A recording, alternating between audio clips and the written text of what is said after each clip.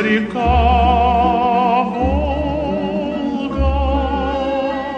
конца и края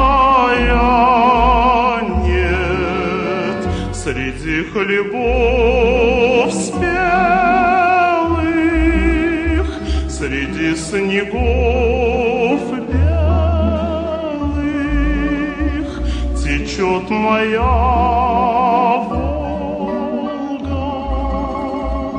мне 17 лет, сказала мать. Јас длабоко чувствувам дека е важно за Чехов да поканиме името. Државата не нешто. Чехов како. Честно.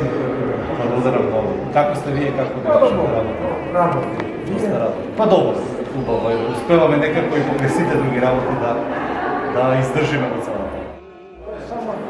Тоа е за вас. А могу ли да Да, се разбира, тоа е супер.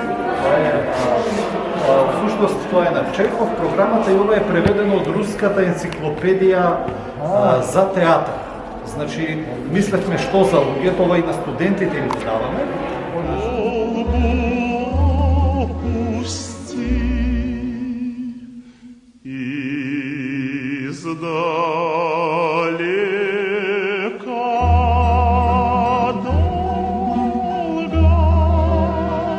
Течет река Волга, течет река. Почитувани присутни онлайн, добре дојдовте на отворањето на научниот симпозиум Чехов на сцените во Македонија од 1945 до 2020 година. Имам особена чест и задоволство да го поканам амбасадорот на Руската Федерација во Македонија да се обрати на овој настан. Повелете. Почитуван доктор Нелковски, почитувани дами и господа, драги пријатели. Срдечно ги поздравувам организаторите и учесниците на научниот симпозиум Чехов на сцените во Македонија 1945-2020 година по повод 160 годишнината од раѓањето на Антон Павлович Чехов.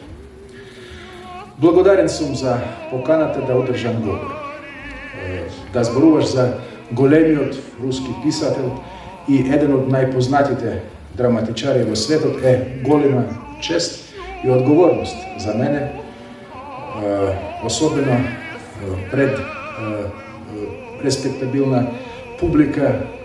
Антон Чехов, признат класик на светската литература, ужива заслужена слава како творец на прекрасни приказни, новели и драми. Од особено значење е неговото драмското наследство, кој до ден денес е многу актуелно. Представи поставени врз основа на делата на Чехов во текот на повеќе од 100 години може да се видат на сцените низ целиот свет. Заслугата на Чехов како драмски писател е во тоа дека со неговите напори руската сцена беше подигната на ниво на големата руска литература, на ниво на Толстој и Достоевски. Со други зборови, тој откри, како што сите добро знаете, драматизам во секојдневие, со што целосно ја промени структурата на драматургија. Во исто време, откривајќи тривијалност во секојдневиот живот и смејќи се на човечката абсурдност, Чехов не убиваше човек со смеење. Напротив, неговите драми се исполнети со хуманост, разбирање и сочувство. Карактеристики блиски до секоја морална личност и со кои сите сочувствуваме денес. обидувајќи се да ги демонстрираме во нашиот секојдневен живот. Големиот руски писател и добитник на Нобеловата награда Иван Бунин спомнуваше карактеристични за Чехов душевна сочувствителност и сила на восприемчивост, а и прашуваше дали ќе се најдат многу руски писатели чии што наведени карактеристики се посложени и поголеми од чеховски. Затоа творештвото на Чехов е разбирливо и близко до рускиот и до македонскиот народ. Посебно место во него зазема темата на малиот човек, кој ја обезбедува неговата вечна актуелност. Чехов успеваше убедливо да демонстрира дека животот на секоја личност е важен и вреден сам по себе, дури и ако во него нема големи подвизи и достигнувања. Затоа неговите дела, како што се Вишновата градина, Галеб, Три сестри, Вујко Вања и многу други, се безвременски. За жал, се уште не сум видел представи базирани на драмите на Чехов на сцените на македонските театри. Убеден сум дека ги има десетици и знаем, тие се анализирани во магистарски труд на доктор Неделковски уште во 2011 година. Сепак, би сакал да ги споделам своите впечатоци за представите Мечка и Предлог, кои точно пред 15 години видов на меѓународниот театарски фестивал во Приштина. Игра млади актери од Албанија, соодветно на албански јазик. И покрај тоа што не го зборувам, навистина без претурување многу уживав. Секако, тоа е благодарение на прекрасната игра на актерите и фактот дека овие дела ми се добро познати. Но, убеден сум дека главниот фактор е уникантен талент на Антон Чехов, признат од многу генерации познавачи на театарската уметност. Радува фактот дека што дури и во сегашните тешки услови, кога човештвото се соочува со пандемијата на коронавирусна инфекција, успеавте да организирате вакав интересен симпозиум во Скопје. Убеден сум дека оваа криза ќе се надмине. Ова се разбира бара заеднички напори, а тековните политички несогласувања да се остават на страна. Русија е секогаш подготвена да обезбеди поддршка во борбата против COVID-19 до тој степен до кој вашата земја е заинтересирана за ова. Како заклучок би сакал да забележам дека руските театарски екипи секогаш со големо задоволство доаѓа во Скопје и другите градови.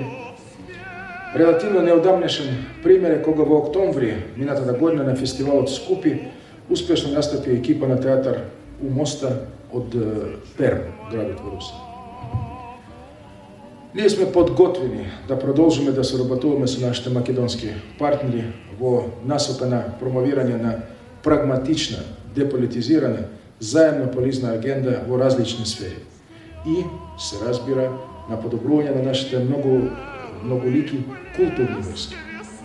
Русите и македонци се братски народи кои имат цврсти повеќе вековни историски, културни, духовни вредности. Тоа е темелот врз кој може и треба успешно да се гради зградата на билатералните односи денес. Се надевам дека представите базирани на делата на Антон Чехов ќе продолжат успешно да се поставуваат во бројни театри во вашата земја. И посакувам успешна работа, значајни и интересни дискусии на сите учесници во денешен симпозиум. Ви благодарам за вниманието. Благодарам много.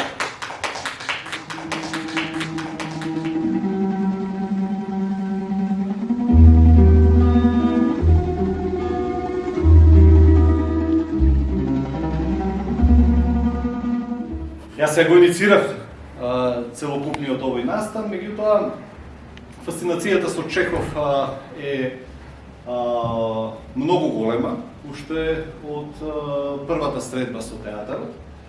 И денес овдека се имам Станиславски, прва работа беше во недигиталното време, кога ќе се дојде до можност да се купи во оригинал Станиславски.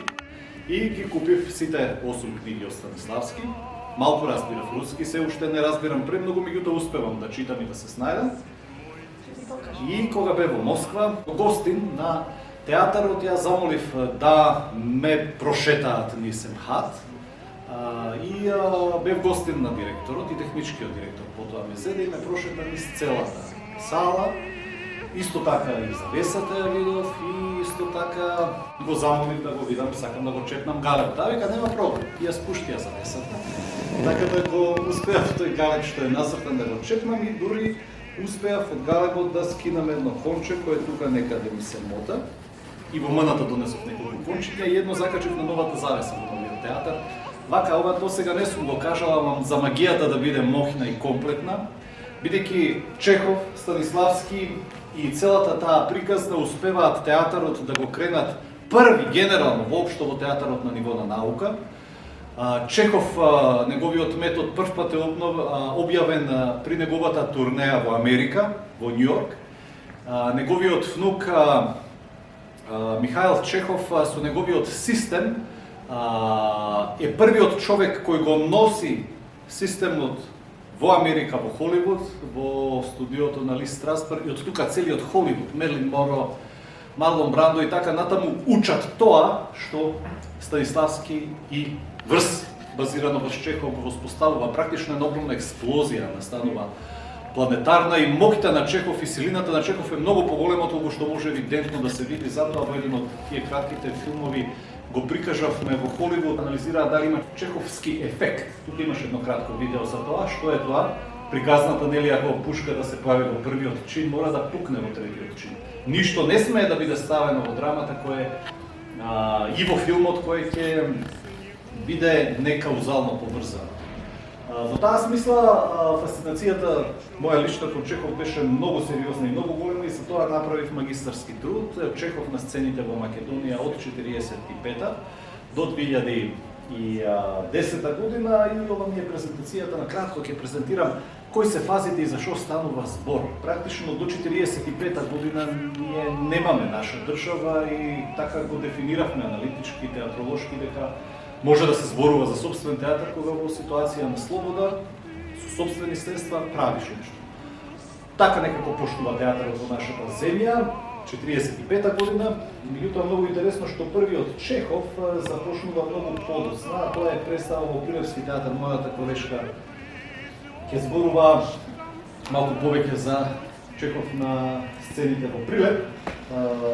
Каролина, практично 4 дела најдов во мојата анализа за Чехов, а тоа е дека е раѓање на Чехов во Македонија, барање на собствен пат, зрел Чехов и нов Чехов за новото време. Практично тоа се различни периоди кога се прават различни представи.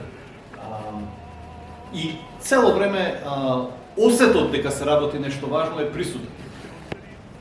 Првата представа која ја прават на Чехов 60-та година, исто по јубилеј, тогаш е 100 годишнина од неговото раѓање, оваа година е 160 годишнина од неговото раѓање, во чија чест правиме овој симпозиум. Вкупното општество, иако е тоа повоен период, сите имаат чувство дека нешто многу важно се случува. Пишуваат вестниците неколку денови понапред за представата, па ја гледаат представата, ја оценуваат и така натаму. Јас имав прилика да разговарам со дел од луѓето, тогаш беа живи Матеја Матерски. Не знам, луѓе кои ја гледале представата и кои аналитички пишувале според тогашните средства, го сметаат за изморено важен чит. И може да се каже дека во театарот во Македонија, генерално вкупниот театар може да се подели до моментот кога Чехов се игра и потоа. Бидејќи вкупното моје истражување покажа дека Чехов доволно е да му го фрлиш и на најнеедуциран ансамбл, ако тргне да го работи, така е направен и затоа е толку моќен Чехов. Тој суштински органичноста ја буди кај луѓето и ако луѓето имаат и имагинација некаква и не премногу експериментираат, туку тргнат да го откријат тоа што е скриено како бомба е атомска скриена на неговото творештво, тогаш тоа ќе експлодира и сигурно делува многу моќно и го хармонизира ансамблот. Затоа е многу важно да се игра Чехов во театар. Но тогаш се игра таа прва представа, во таа прва фаза на раѓањето на Чехов. Тоа е Вујчо Вања во Прилеп, 56-та година, многу интересна има една анализа, тогашниот режисер Мирко Стефановски го работи него, се обидуваат максимално што можат да направат. Јас најдов истражувајќи во има и една критика за таа представа, навистина на едно сериозно ниво на задачата се, меѓутоа пробидува не толку многу во јавноста. Дури потоа гледате 60-та година од се едно, да, се разбира, не ги третирав во моето истражување мечка и понуда за брак, затоа што сметавме дека тие се сепак едночинки, не се големи драми кои во пол капацитет го покажуваат Чехов. Тие малечките се играни, многу се играат. Меѓутоа моje мислење е дека доколку не се работи било што од ова, дека тоа не е вистинскиот капацитет и моќ на Чехов. Гледате, дури 60-та година се прави прв Галев во Македонски народен театар и потоа повторно има голема пауза. Вујко Вања се прави во Штипка и во Куманово се прави исто така, во Прилеп, значи режија Мирко Стефановски, Капот, една фотографија, Каролина од Јушна фотографија, ќе мора да добијам таа фотографија. Потоа Галев, Димитар Кјостаров, МНТ, Вујко Вања, потоа се игра. И така некако сето тоа се движи во тоа време со малку искуство, но со голем пиетет. И гледате каков пристап има практично во тоа Скопје, пред, како да го кажам, пред земјотресно, со немање социјални медиуми и интернет како денеска.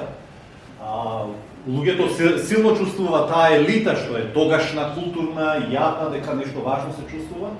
Јас во голем обем сето тоа го користам во мојот магистерски труд, се што е напишано го собрав на едно место, го анализирав и интерпретирав, меѓутоа даваат вовед за представата, сериозно го третираат и даваат сериозна оценка.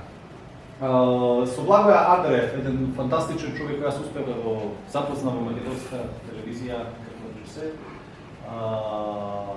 се врзани, би рекол, првите успеси на Чехов во Македонија. Тоа е втората представа со Вујко Вања. Шенка Колосова игра во таа представа, тогашна Шенка, не знам како се презива. Тие успеваат да победат 67 година. И тоа е многу големо значење за генерално театарот во Македонија. Прв пат Чехов во тогашната анализа успева да победи на Војдан Чернодрински. Како и да го анализираме нашиот фестивал, понекогаш нели има проценување во таа работа, тие луѓе се тие што анализираат и не може нешто навистина кое е лошо, па баш да победи.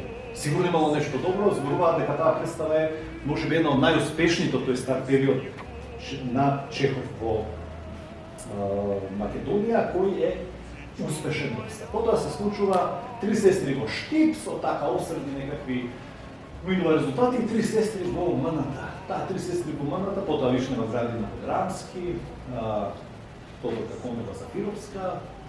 Јас имав честа да го запознам, потоа да ми стане пријател Милан Ѓурчинов, нашиот еминентен професор, како би го рекол, русофил, значи тој посветен беше на руската книжевност и на целата, нели, југословенска тогашна книжевност, меѓутоа тој 6-та година докторирал на тема на Чехов во Ломоносов универзитетот во Москва и така разговарашме, јас многу го прашував и тој ми кажа, вика, во тоа време беше револуција и вика различни револуционери се појавија, јас имам само 17 години, од многу богато семејство, од Охрид, многу богато семејство за тоа време. Мене вика ме направија левички. Јас се скарав со мојот татко, си отидов од дома и тргнав да се дружам само со нив. И скоро вика се откажа од фамилијата и тогаш Кузман Јосифовски Пиду, тој во тоа време е некој главен организатор, очигледно, во овој дел вика ме навлече на Достоевски. Јас вика го читав Достоевски, скоро дојдов до самоубиство од Достоевски. И во еден момент вика ми го даде некој Чехов да го прочитам и мене вика ме спаси Чехов. И вика видиме сега како изгледам, вика ја како Чехов изгледам. И тоа е точно. Ако се сетите на Мило Ѓурчинов, тоа навистина изгледаше како Чехов. Јас вика комплетно влијание од него пресемав, разбрав дека животот е убав, дека животот е луцкаст, разбрав да бидам дека има комедија животот и така натаму, така да вика мене ме спаси Чехов. Затоа вика потоа годурав за докторска дисертација и станав за универзитет. И вика јас ги терав режисерите да прават, пошто сме комшии со Тодорка Кондова Зафировска наводно, ја терав цело време и прифати и резултатот е Вишнева градина Драмски театар. Значи, прифатила Кондова да ја направи по негова сугестија и вика, ја одев на пробите и ја направи представата и представата беше солидно успешна. Така да овие се некои работи кои ги нема нели напишани. Саша Маркус прави Три сестри, оваа Три сестри, така, таа осредно минува представа, но оваа Три сестри во МН-та е исклучително интересна. Јас се воодушевив кога истражував по новините, нели, написите и така натаму, за тоа како се режира и како се функционира. Илија Милчин тука многу сериозно ја работи и меѓу себе имаат сериозна полемика. Во смисла, Мазлев, тогашниот критичар, прави некакви забелешки, меѓутоа од напишаното се гледа дека Илија Милчин, кој добро познаваше руски, тој отишол во Москва, истражувал и направил за тоа време релевантна представа и има жестока полемика. За тоа време дури некаков скандал по уметнички прашања на Три сестри во МН. Исто е по повод годишнина, 70-та година, направена тоа е годината кога јас сум роден и тоа е практично во неколку наврати меѓу себе се припишуваат на цела јавност. Вака кога го гледате, пошто кога ќе влезете во архивите малку упрашината и ќе пробате духот да го фатите од тогашен сегмент, разбирате колку тоа било интересно во тоа време и каков скандал. И повторно одговор, 5-6 пати се одговараат и тоа се со ставови, многу интересно.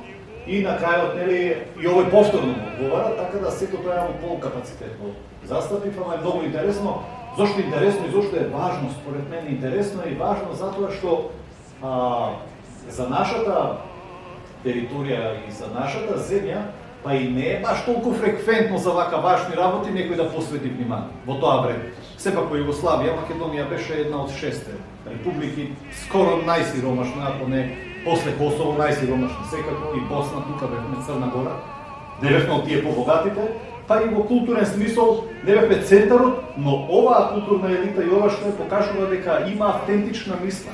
И за тоа време од сегашен аспект оценето, по мене, како некој од оваа земја, е многу важно што се случува. Потоа имало Битола, Душко Номовски, Вујко Вања, споминува исто така со определена средна оценка е за представата. Ова е Тодорка Кунова-Зафировска, по инсистирањата долги на Милан Ѓурчинов, ја прават на сцена и таа е релативно успешна представа. Потоа во албански театар, истата ја бара, тоа не ја прави во албански театар представата, има и фотографија од тогаш. И Иванов, таа е важна представа затоа што е последната представа на Ристо Шишков. За неа доста разговарав со сите од опружувањето, со Бранко Ставрев најмногу. Тој ми кажа дека, вика, јас успеав, че колку толку да го вратам Шишков. Ристо Шишков е наш дисидент, кој во определена ситуација во тоа време на снимање на филм се спротиставува, кажува нешто лошо за Тито. И од тој момент оди во затвор, под големи репресии и потоа се враќа во театар и со оваа представа го враќа на сцена и после неколку години умира. Практично го игра Иванов, и со Емилија Андреева разговара за таа представа, со него разговара со сите што можеше. Доста има интересни факти, меѓутоа факт е дека под сите тие притисоци, под стигмата што ја има, сето тоа влијае да не може до полн капацитет да експлодира, сето тоа што ти успева да го правата. Сепак и во таа фаза Ристо Шишков сепак излезен од затвор малку и пиел повеќе, не бил во најдобрата кондиција. Сега, зрел Чехов, таа е трета една фаза за Чехов е во смисла на представите кои се случуваат во ова време. Галеб, каде што Мина Зарешна ја има играно Снешка, Иванов во Штип, инаку тој Галеб е доста интересен, Бранко Ставрев детално ми ја реконструираше представата и играат на отварање на Охридско лето во Охрид. Таа представа во тоа време е доста важна и сериозно е истретирана и како важен настан се третира. Вака издвоено, можеби делува не органично, меѓутоа кога ќе фатите една линија, да извадите од било кој театар, ќе видите како фазите се развивали и конечно ќе видите како духовноста на земјата се пласта во време во време. Потоа има Иванов во Штип со некаков среден квалитет, Вишнова градина во МН-та, професорот Љубиша Георгиевски ја правеше, јас имам за таа една сериозна критика.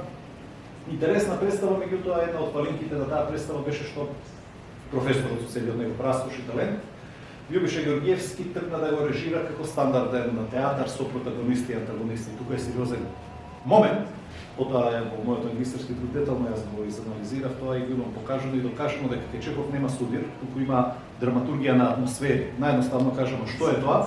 Наместо да се покаже протагонист и антагонист плюс и минус па да се тепаат, потребно е да се изанализира колку има атмосфери или штимулзи во текот на представата, околу помеѓу 60 и 120 штимулзи има од пауза до пауза.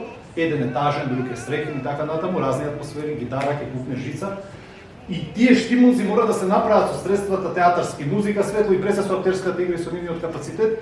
И всушност драмата игра и осцилира кога ти минуваш од штимул по штимул. Значи влегуваш од атмосфера во атмосфера. И тоа е моделот како да се направи успешен Чехов и за тоа е потребно 6 месеци работа. Тоа не е возможно со мобилните телефони денеска актери кои што доаѓаат помеѓу две снимање на две реклами или два, не знам, синхронизации, Чехов да го проба 15 минути. Тоа не е возможно.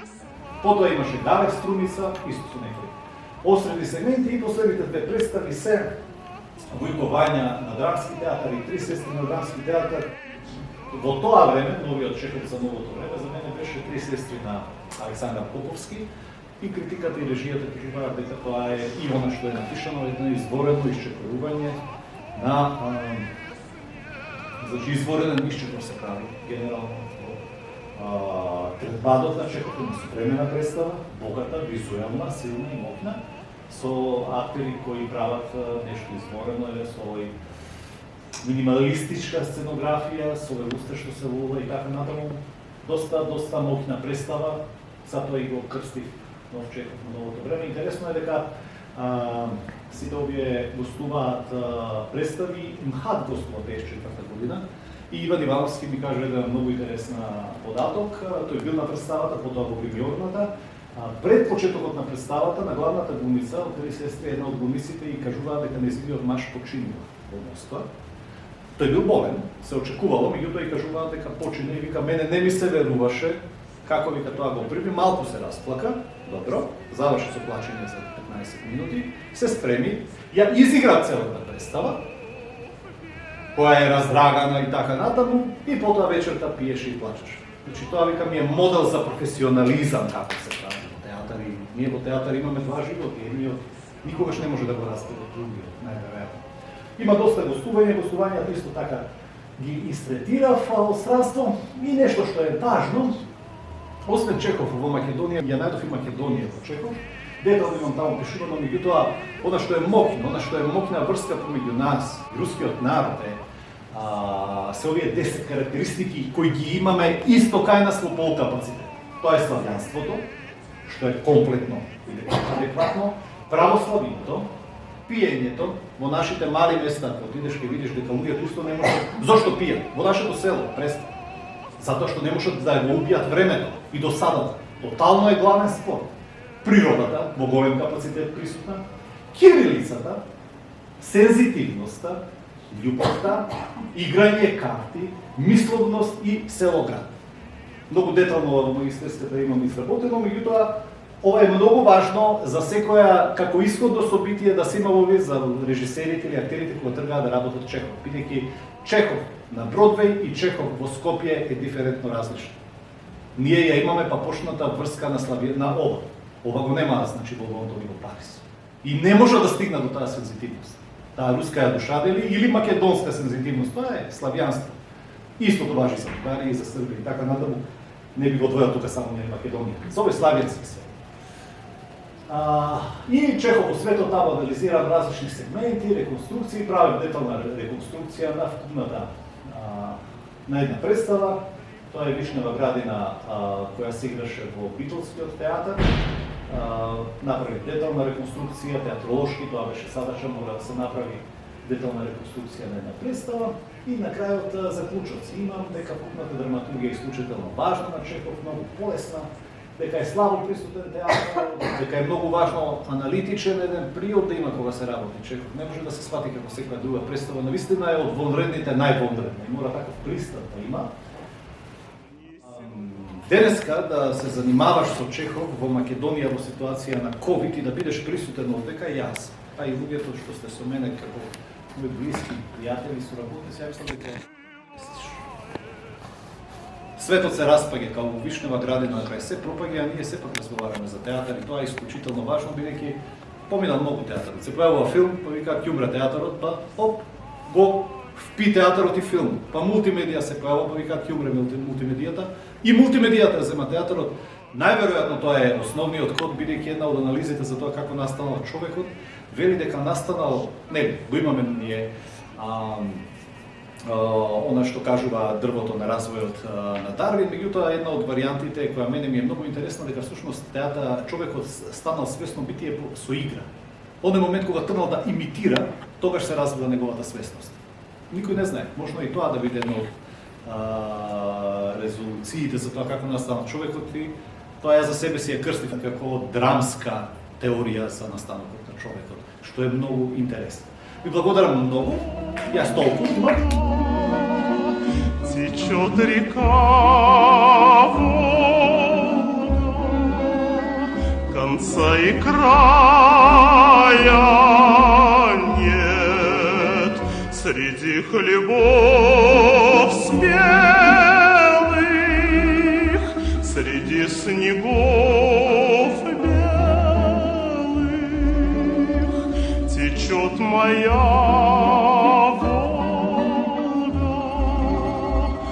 мне уж 30 лет. Тот первый взгляд. Добар ден, јас сум магистар Каролина Ницевска, доаѓам од Центар за култура Марко Цепенко во Прилеп и во ова пригода благодарност за некој што ме покани да ги презентирам оние податоци што многу малку ги знаат, да речеме, поголем дел и од критичари и од театролози, затоа што првиот Чехов воопшто во нашата држава во Македонија е поставен токму на сцената на Прилепскиот театар, тогаш Народен театар Прилеп, бидејќи подосна го добива името Војдан Чернодрински. Па сега за жал и тоа го нема, затоа што е во рамките на Центарот за култура, меѓутоа тоа што е, состојбите се такви. Рековме, ќе говориме за тоа колку пати Чехов е поставен на сцената на театарот Војдан Чернодрински. Значи, драматургијата на Чехов е една од темелните вредности за еден современ театар. И драмите на Чехов во еден театар се навистина едно неповторно уметничко доживување, едно театарско, вистинско доживување и едно големо искуство за било кој ансамбл во една држава.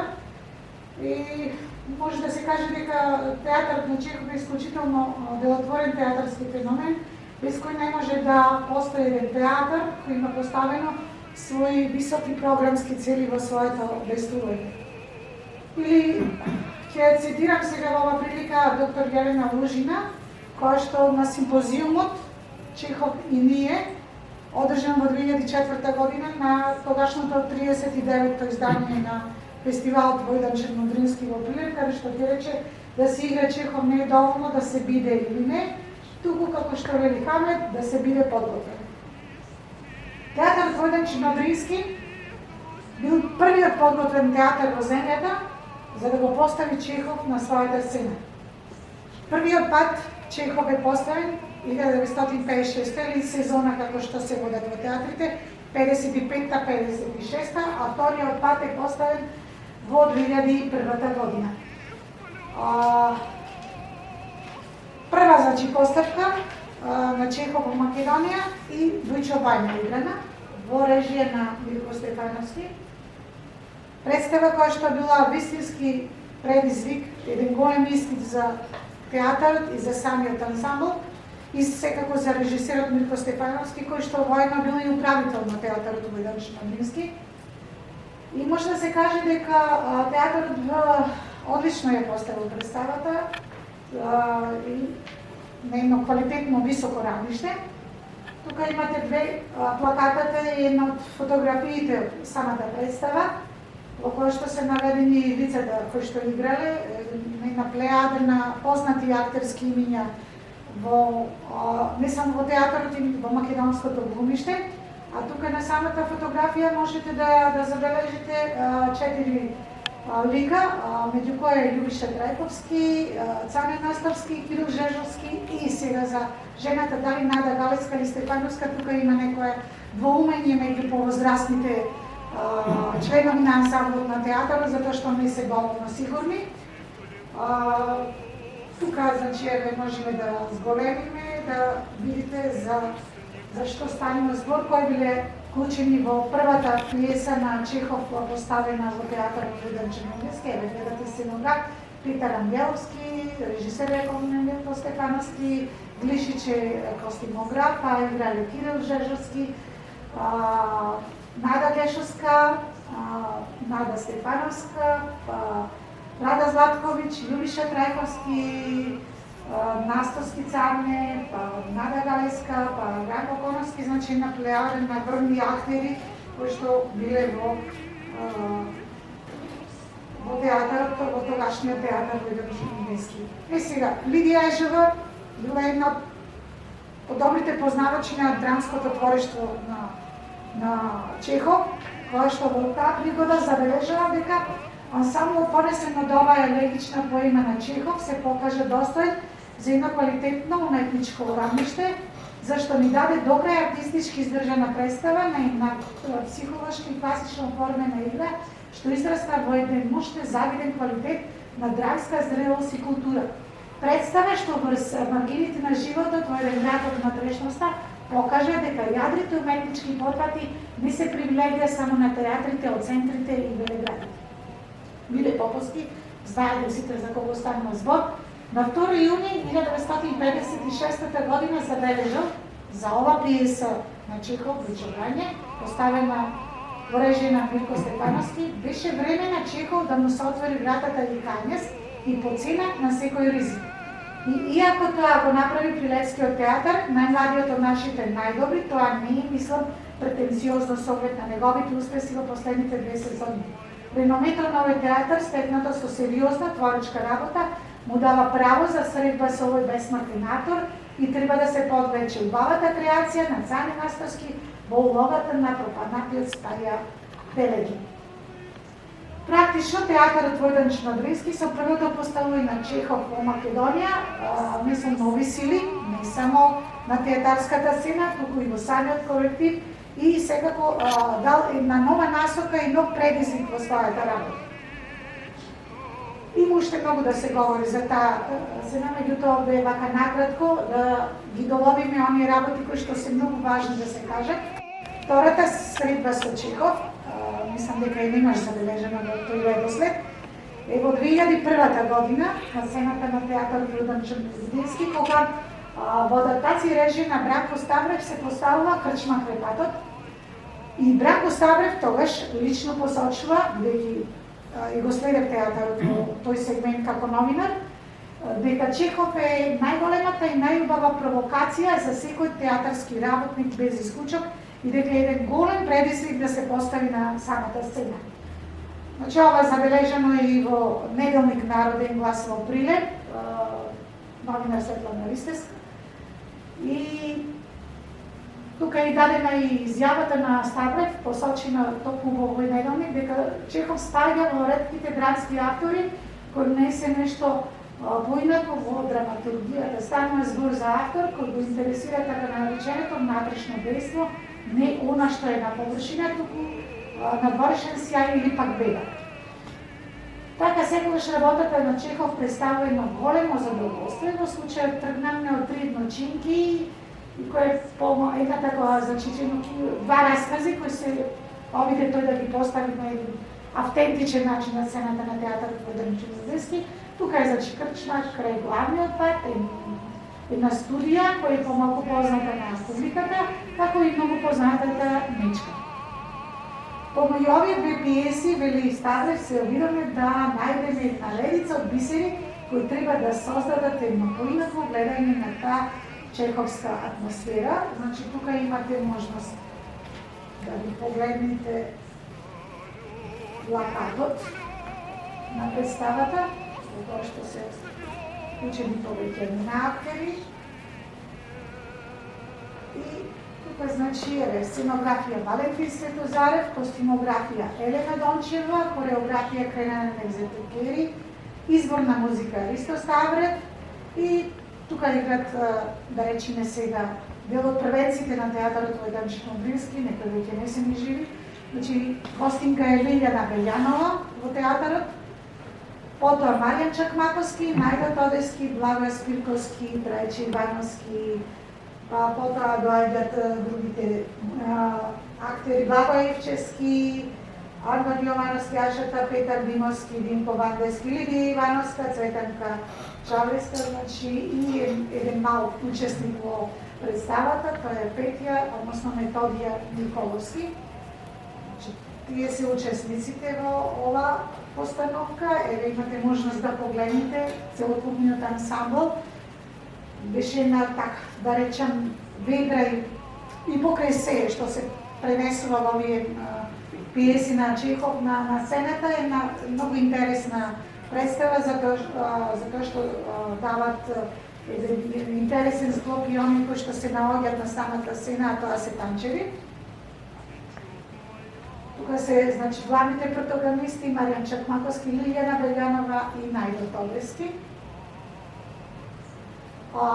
Од моето искуство, од разговорот со Бранко Ставрев, можам да кажам дека тој беше задоволен од тоа како е постави кршма кај пратот и ја пренесе, ја долови во вистинско светло самата представа која што беше, така речи, подолго на репертуарот на театарот во Денчен Модински, на интересна секаква поставка. Меѓутоа, не би сакал јас да зборувам како јас се видов, туку пренесов како колешката Светлана Ристевска во неделникот Народен глас ја опишува самата представа, во текстот представа продуховена со љубов и од љубов, каде што таа забележува дека ретко е естетско доживување, е заокружен театарски производ, продукт со се она што едноставно треба да го има една театарска представа, со многу дејство, прекрасни актерски креации, а сето толку прецизно стапувано што минува како миг. Представа во која одлетува времето додека трепнеш со окото. Или просто речено, режисерот Бранко Ставрев знаел што сака, како и каде да го насочи действието, што е стартот. Неговата концепција успева ја постигнува поставената цел и целата представа презвучува со еден гламур, грациозност и шарм. Поставувањето на Чехов на театарска сцена за еден режисер е голем предизвик, го посочи Елена Бержникова во 2004 година на симпозиумот Чехов и ние, одржан, како што реков, на фестивалот во Денчен Модински. Там беше тогаш аташе за култура на Руската федерација во нашата земја и добар познавач на литературата, не само руска, туку и на македонска, која што истакнува дека Чехов тука се чувствува како свој, се чувствува како човек кој е веќе дел од македонскиот менталитет. Мислам дека тоа е дел од човечкото богатство и на овој народ. Интересно што секој човек наоѓа нешто свое во Чехов и со тоа го збогатува и она што е околу нас и отвора нови димензии. Ете тоа што се однесува до средбата на театарот во Денчен Модринскиот прилеп со пиесите, односно со творештвото на Чехов. Се надевам дека во некоја следна пригода ќе биде создадена и нова представа. Меѓутоа, само на крај би сакала да додадам, кога стана збор за прилепската театарска сцена, има едно училиште за театар кој што создава млади кадри, учат значи што значи театар и што значи да се биде на сцена, кој што пред 2 недели премиерно ја изведе представата, тоа е училиштето чин 4 сцена 5, кој што пред 2 недели ја представи представата да не е галеп, според текстот на Галеп на Чехов, и затоа секако во дополнителна пригода, кога ќе бидат веќе готови тие дополнително фотографии кои што беа подготвени, да видиме одзивите како публиката ја виде представата.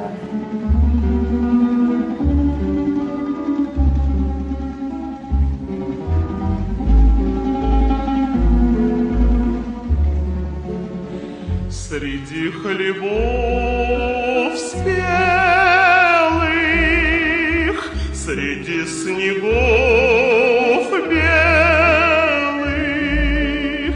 гляжу в тебя, Волга, седьмой десяток лет. Мојата тема е живот преплетен во ликовите на своите дела, кој всушност представува толкување на представата Чехов од Леонид Малјукин, поставена во Драмскиот театар во Скопје. Од обемната архива на македонската телевизија, како една од снимените театарски представи од страна на тогашната редакција за драмска програма се јавува и театарската представа под наслов Чехов, работена според делото на Леонид Малјугин во режија на Александар Саша Маркус.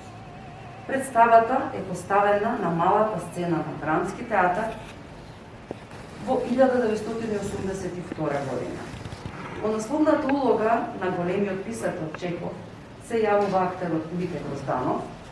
Улогите на трите најзначајни жени во животот на Чехов, Лидија Мизинова Лика, Олга Леонардовна Крипер и сестрата Марија Павловна Маша, ги толкуваат актерките Славица Николова Зафировска, Сабина Евела и Ленче Делова. Како споредни ликови во драматизацијата се појавуваат и неговиот брат Александар Павлович Сташа, во толкување на актерот Самуил Дуковски, како и Алексеј Максимович Пешков во ликот на Максим Горки во изведба на Симеилиев. Како костимограф се јавува Рада Петрова Малкич, а декорот е според замисла на академскиот сликар Драган Биков, а изведен од страна на Илија Велевски. Како дел од уметничкиот ансамбл се јавува и авторот на музичката илустрација Андреј Белјан, значаен автор на голем број музички илустрации на театарски представи.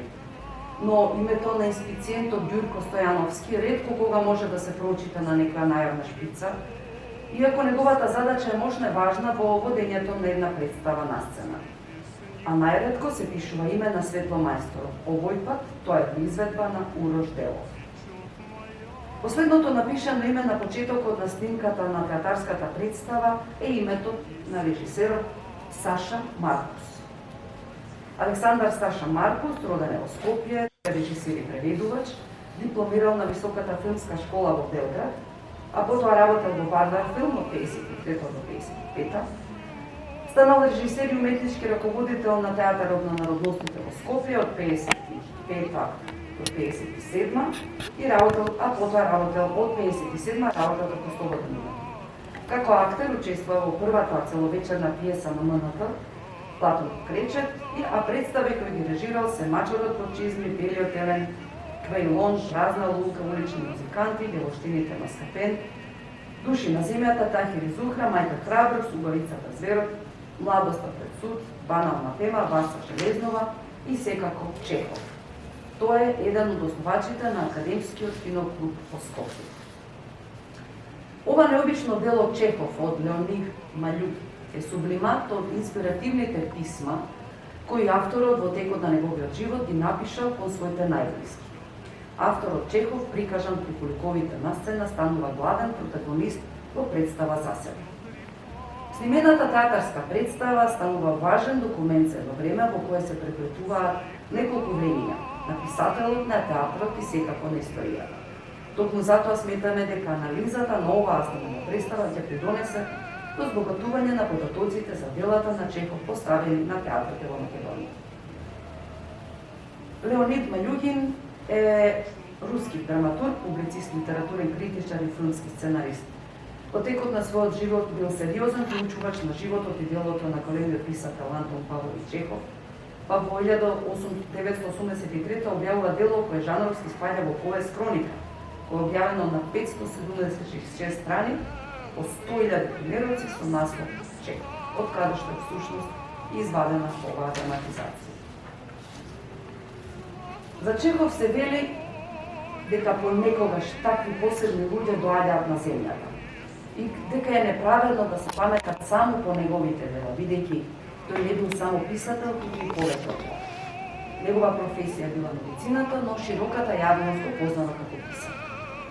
Како трето дете од вкупно 6 деца на Павел Егоровиќ и Евгенија Јаковлевна Морозова, минал тешко детство со строг и нетрпелив татко. Самиот ќе каже дека тој и неговите браќа и сестри преку татко му ќе научат дека зборот може и да боли.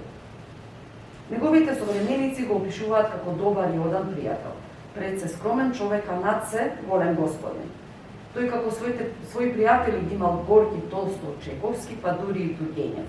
Имал густ работен распоред, преоптоварен со пациенти како доктор од 19 век, бидејќи сакал на сите да им излезе во пресвет, а пишувал ноќе, а дење се занимавал со градина, со пријатели, со пациенти. И со такво темпо на живот напишал 17 драми и 600 расскази. Театарската представа на Драмски театар Чехов Е можда интересен облик на драмска изведба, бидејќи незината базична структура е диалог преку писма.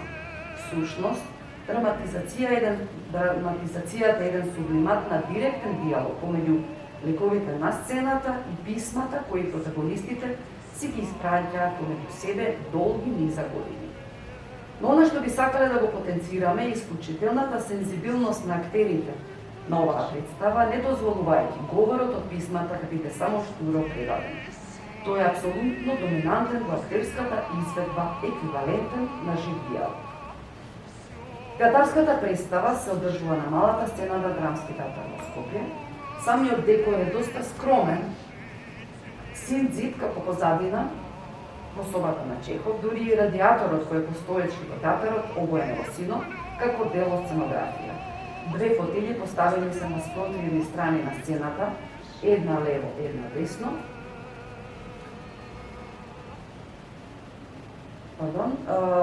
Над левата фотелја поставен и календар кој ги покажува само годините, а кој протагонистите од време на време, завршувајќи, односно почнувајќи своја сцена, и кинат страниците од напишаните години.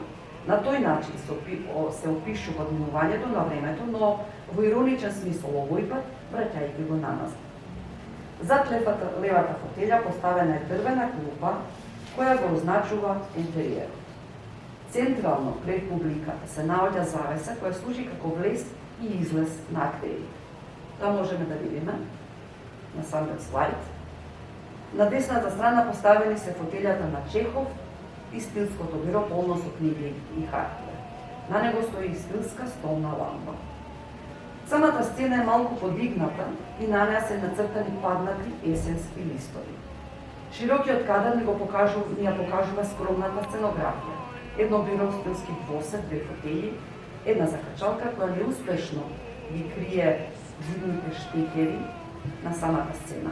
На сино обоениот радиатор подпрени се два стапа, кои подоцна ќе го послужат на Чехов при неговото движење. Најважен сегмент во оваа представа е нацртаната шума, поставена од левата страна на сцената, а покрај самите седишта на публиката стојат дрва од брези. На тој начин се постигнува автентичност на присуство на дрвја, кои биле дел од најбавиот дел од животот на Чехов, нимото на Меликов. По најавната шпица се слуша музика и во почетната сцена влегува сестрата на Чехов, Маша, а по неа за кратко влегува неговиот мајстар брат Александар Павлович Саша, зборувајќи за реакциите на граѓаните на Таганрог, искажувајќи дека се бесни на Антон. Така го нарекува својот брат Чехов, бидејќи тој во Москва ги објавува вистинитите случаи, а за тоа луѓето го забележуваат. Уште во третата минута ги добиваме информациите дека Чехов пишува статии за само 60 копејки од објавен ред. А негова инспирација се луѓето од Таганрог, неговите сограѓани. Објавувајќи му ја првата книга раскази, му советуваат да не се подпишува со псевдонимот Чехонте. Но Чехов вели: јас решив, презимето ќе го подарам на медицината и ќе ја останам верен до гроб. И оддава дека кога тогаш ќе се откажа од литературата, бидејќи е лош писател. Но веќе се забележуваат и првите знаки на сериозната болест, туберкулозата, за која тогаш се мислело дека е наследна. Чехов има блиски роднини со таква диагноза. А иронијата да биде поголема, тој како доктор на медицина, негови најбројни пациенти му биле туберкулозните. Откако почнал да објавува приказни, првата година му објавуваа 9, следната 13. Но постојано имало забелешки дека се прекратки, предолги, досадни, тривијални, без смисол. На првите 129 приказни се подпишува со лекар кој ги изгубил пациентите, човек без слезина, братот на мојот брат, Одисеј, Антош, а најчесто токму со Антоша Чехов. Една од придобивките на оваа пиеса е изворноста на мислите на Чехов. Тој како гениален ум, не само што својот талент го искажувал во своите дела, драми и раскази, туку бил мудар мислител и филантроп. Во пиесата Чехов, на 6-та минута, нами помислени се зборови кои ги упатува кон својот брат Саша. Не измислувај страдања што не си ги доживеал и не опишувај слики што не си ги видел. За памети, брате, влагата во расказ е погнасна од што во животот, во разговор. Може да се лаже во љубовта, во политиката, во медицината. Луѓето може да го мамат дури и самиот Господ. Во литературата нема лај. Богатството на писма кои Чехов ги разменувал со своите пријатели, браќи и сестри, ни го посочуваат и деталите околу неговата пиеса Иван. Самиот Чехов вели дека таа има сложено сише. Се обидов да ставам точка на се што е во Русија пишувано и е премногу болно за чувствителните луѓе. И додава дека за премиерата се подготвува како мома за вечерка. А за премиерата на Иванов изворно од авторот Чехов.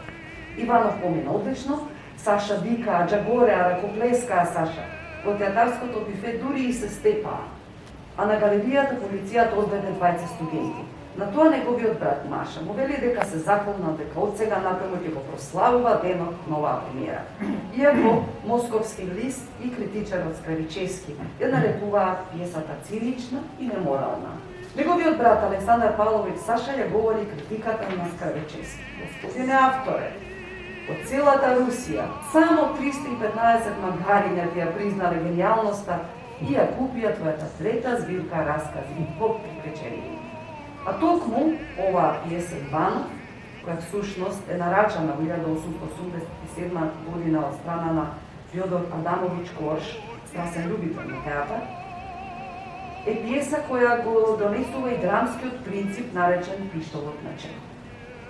Секој елемент во нарацијата мора да биде неопходен и незаменлив, а се останато мора да биде отстранено. Се што за приказната не е релевантно, отстранено. Ако во првиот чин напишеш дека пушка виси на цидот, таа мора да пукне во вториот или во третиот чин. Ако не пукне воопшто, не треба да виси на цидот. Ќе каже Чехов. Помеѓу поместените делови за професионалните успеси на големот Чехов, авторот Малјукин се занимава и со приватниот живот, не одвојувајќи го од професионалниот, бидејќи токму и така живеел овој голем автор. Својот живот го преточувал во своите делови. Чехов често велел дека талентот го бил од татко му, а душата од својата мајка. Неговото дејство било полно со страф од татковските казни, а единствен позитивен лик секако покрај неговата мајка бил неговиот војко Иван, кој од милост го викале Вања. Тој бил вистински весел човек, кој покрај тоа што зборувал неколку јазици, свирел и на виолина, труба, флейта, потоа сликал и сам правел дрвени гробови. Како едно од сеќавањата на војкото Вања е кога тој од обичен дрвен стап за децата на својата сестра направил играчка, еден мал коњаник.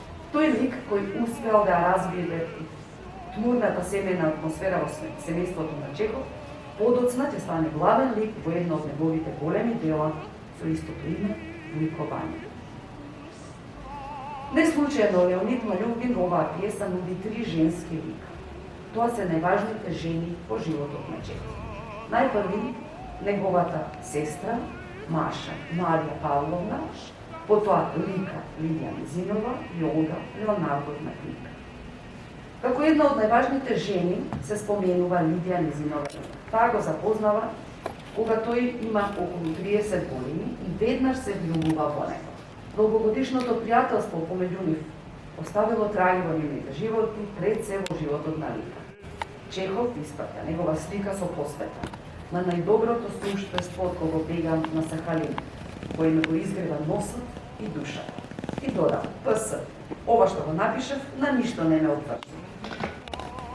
Сваќајќи дека Чехов е само пријателски настроен кон неа за да го направи љубоморен, Лика решава да се омажи за неговиот најдобар пријател сликарот Левитан. Иако на тој начин сака да го поттикне Чехов да изјави љубов, низините надежи пропаѓаат. Во едно од следните писма му пишува дека Левитан е тажен поради прекинатото пријателство, но Чехов ја теши дека таа не е причината за тоа, но може би е повод или изговор за крајот на пријателството со Левитан. Честите писма помеѓу нив двајца продолжуваат. Таа го моли да заменат на Кавказ. Лика во писмата секогаш го нарекува Чичи. Неговите ливните разговори со околу љубовта, како таа настранува, а тој и одговара. А како растутува цветот? На тоа Лика додава дека незината љубов е несреќна, А Чехов вели дека не постои несретна љубов, дека љубовта може да биде тешка, горка, тажна, неодговорна, неразумна, дека може да биде опасна, дури и да убива, но несреќна никако, дека љубовта е среќна. Како и во секое традиционално општество, и во оваа пиеса се прикажува дека пријателството со мажите од семејството оди преку женските ликови. Па така и на лика и Олга Книпер, блиски пријателки со сестрата на Чехов Маша. Чести се писмата кои тие си ги разменуваат за патувањата во Париз, како и за копнежот по татковината. И секако за новата љубов на лика Потапенко. И со тоа и ново писмо за Чехов за префрлување дека совршено успева да ја даде на друг. Веќе се случува и пиесата како што ја нарекува Чехов со птичји наслов Галев. Се смета дека токму лика Лидија Мизинова е неговата инспирација за ликот на Нина во оваа пиеса. Иако помалку љубоморен на успесите на својот брат, Саша на одреден начин му префрла дека не е тој виновен од тие напред за цели 2 века. А истото ќе му го каже и Максим Горки, дека Антон Павлович Чехов се појавил прерано одошто требало. На 40-та минута Олга Книпер со воодушевување зборува за почетокот на пробите на војкување. Секако бара совети од Чехов, а тој вели дека маките треба да се изразуваат онакви како што се во животот, преку гласов, особено во очите, без гестови. Сценски условности, никакви условности не може да ја оправдаат лагата. Ти даде совет Чехов. Работејќи на својата роља на трите сестри во ликот на Маша, Олга, читајќи го текстот, се открива и себе си. Од први ми се чинеше туди. Потоа почна да го сожалува, за на крај да го засипа.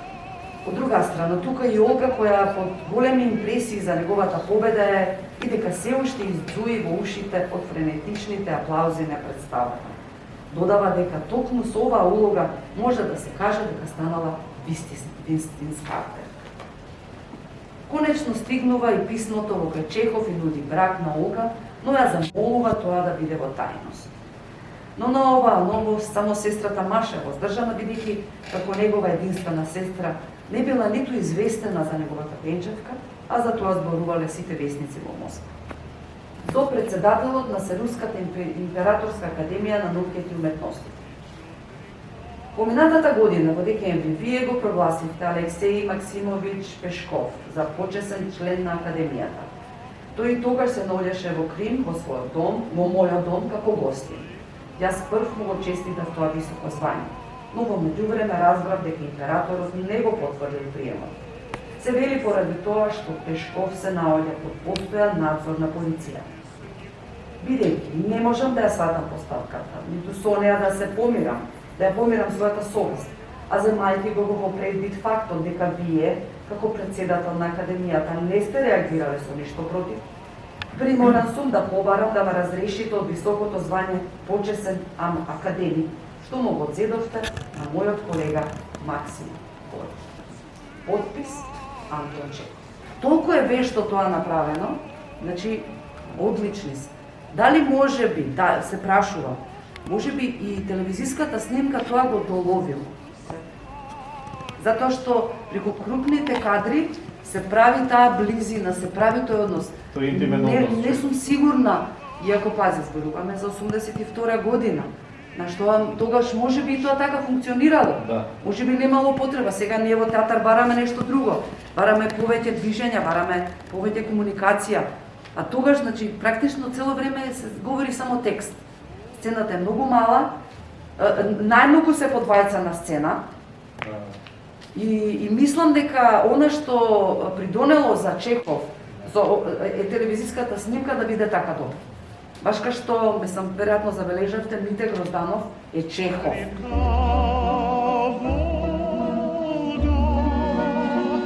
Течет река вода, конца и края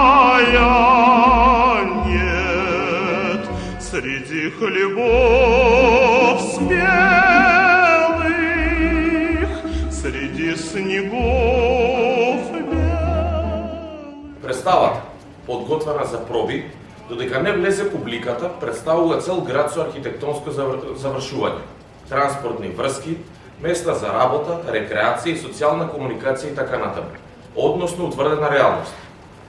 Но само кога публиката ќе влезе за време на изведбата, оваа реалност оживува. Главната естетска одговорност за представата лежи во невидливите уметници, тимот на режисерот, но единствениот способен да ја даде живот на представата е актерот. И затоа тој е одговорен за естетската вредност на представата. Тој се среќава само со гледачот. Оваа средба и дава живот на представата и ја претвора представата во игра. Веднаш штом ќе го купи билетот, гледачот ја прифаќа и изјавува единствена обврска кон процесот на игра на театарот, подготвеност да се внесе приемчиво неговите оценувачки способности во формат импровизација на сите уметници надвор од рампата, представени на сцена. Актерот е должен да го оживее целиот свој живот. Гледачите во театарот исто така учествуваат во создавањето на посебна театралност. Покрај тоа, неговата обврска не е кон тимот на сценски уметници и настапот, туку кон перформансот и неговите соиграчи. Замислете дека гледач седи покрај вас, не гледајќи ја сцената, туку како реагира вашата публика, дека тој дури прави забелешки за вашата смеја, солза или дека коментира на глас, ги анализира собствените впечатоци. Дали може да се направи соработка унифицирана психа на мноштвото? Ако специфичноста на активноста на гледачот пред ТВ е коментарот на информацијата од малиот екран, тогаш во театарот коментарот не го прави гласот во увото, туку душата во душата. Како што е бесконечно тешко за еден актер да игра пред празна сала, така и гледачот не е во можност во празната сала да согледа, процени и да учествува целосно во процесот на сценското дејствување. Ефектот на полупразната сала во кино и театар е сосема поинаков, додека во кино дури еден гледач за време на проекција е можно да се препушти на неговото влијание и специфично задоволство, во театарот тоа е невозможно. Илјадници случаи во кои представата се одвива во полупразна сала се докажа, ако и неможноста, тогаш барем тешкотијата да се создаде полноправна театарска представа и се добива резултатска сличност. За да се добие театар за игри, според моите емпириски обсервации, потребно е присуството на некој критичен сет од околу 60% полна сала. Овој ефект исто така не е проучен, иако неговото теоретско објаснување и мајсторство е апсолутно неопходно за сценските уметници, а во исто време треба да биде од интерес за социолозите и психолозите. Со своите проценки и реакции, гледачите се подржуваат едни со други, пренесувајќи се и емоциите и разочарувањата, а секој гледач е радиатор и резонатор на емоциите на другите. Во суперпозицијата на овие бранови постои тоа цунами што е толку пожелно и пријатно за актерот и го предизвикува на се повеќе и поискрено и целосно самоиспитување и самоизразување. Повеќекратниот и единствен уметник од салата е посебен вид соработник во работата на актерот. Создава дополнителен настан во работата на актерот и го охрабрува да изрази една или друга одлика на ликот, да потенцира еден или друг уред или уметнички уред што гледачот го ценел или не и преку неговата реакција или недостаток од тоа да ја коригира работата на актерот. На ниту еден од другите уметнички совети во минатото, за жал, особено кога беше прифатено комичното шоу, слушнавме: ова е веќе за гледачот, тој ќе го поправи. Еве уште еден емпирик на уметниците од сцената која забележува историјата на државата, тоа сум јас, се додека актерот не е едуциран и не обучен за чувствителна перцепција на корективната и инстант проценка на насоката на корекција на неговите уметнички средства, во дует или конфликт со гледачот, без напуштање на државата, тоа сум јас, од неговиот карактер, без промена на конструкцијата на представата. Средбата со добар играч на табла ќе го одложи учеството на соседниот фудбалски надпревар или тој би презирал представа на сатиричен театар. Една од грешките на театарот е што гледачот се смета секогаш за објект за влијанието на театарот, а не како предмет на театарот на игри.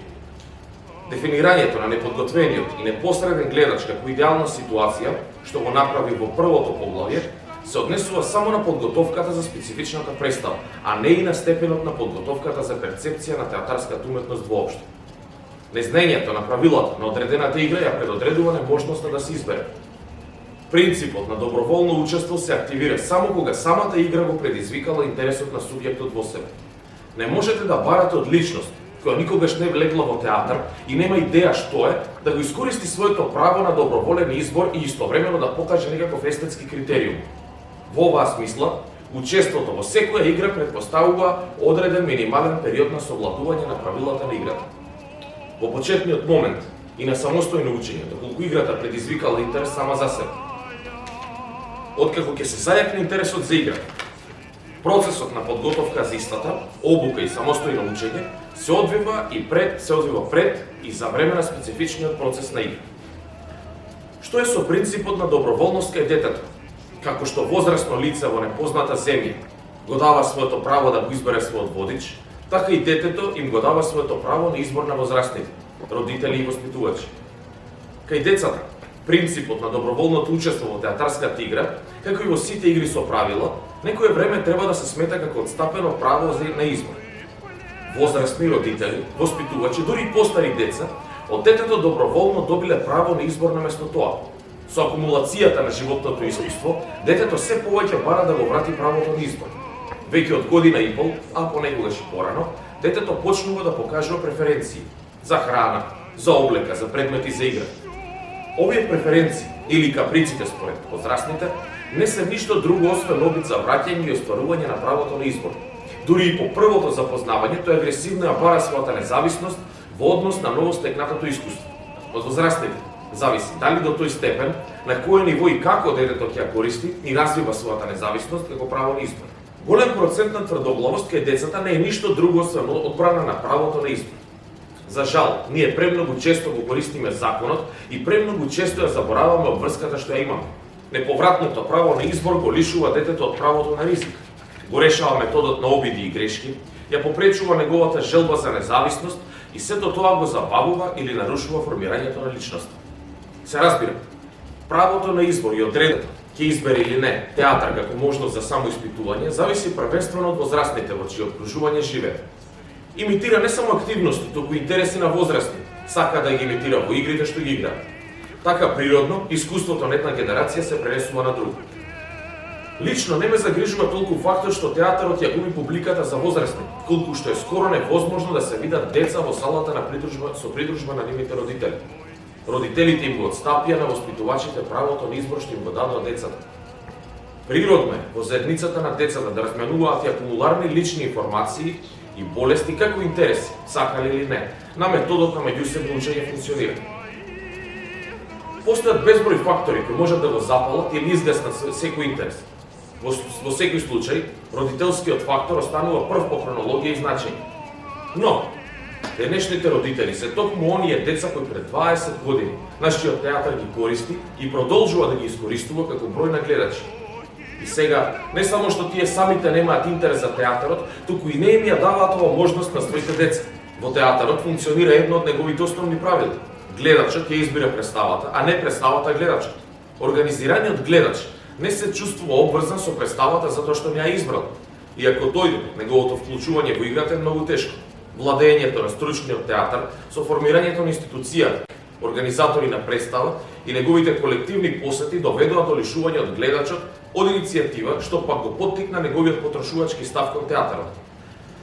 Како менаџер на представа, како нудење можност за избор, но во никој случај како изведувач на колективни посети, па дури и кино, дури спортски игри не прибегнува кон такво кршење на правото на избор, принципот на доброволното учество.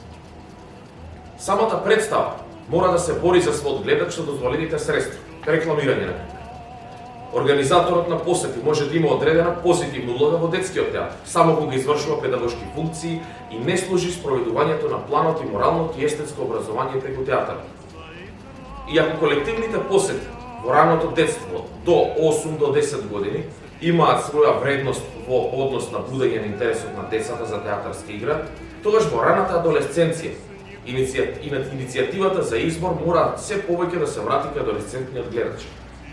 Искуството покажува дека по 13 до 14 годишна возраст, ако не и порано, организираната посета на театарот се доживува како насилство, предизвикувајќи отпор за време на изведбата, изразено во бучна, демонстративна незаинтересираност или намерна профанка на она што се случува на сцената.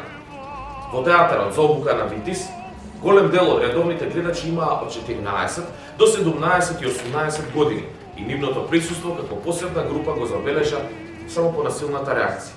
Ова е најентузијастичкиот и најпријатниот гледач захват. Практиката на носење на цели училишта на настапи е крајно незвична од педагошка гледна точка. Разликата во ментална и социјалната адаптација на деца од 6 и 9 години, деца од 9 и 12 години, деца од 12 и 15 години е толку голема што перформансите влијаат на виталните интереси и предизвикување креативна активност и разиграно самоиспитување на 10 годишни деца, останува неразбрана од 7 годишна возраст и чисто навредливо основно за 14 годишници, кои за возврат се обидуваат да му пропаднат или да излезат од него на ист начин како бегање.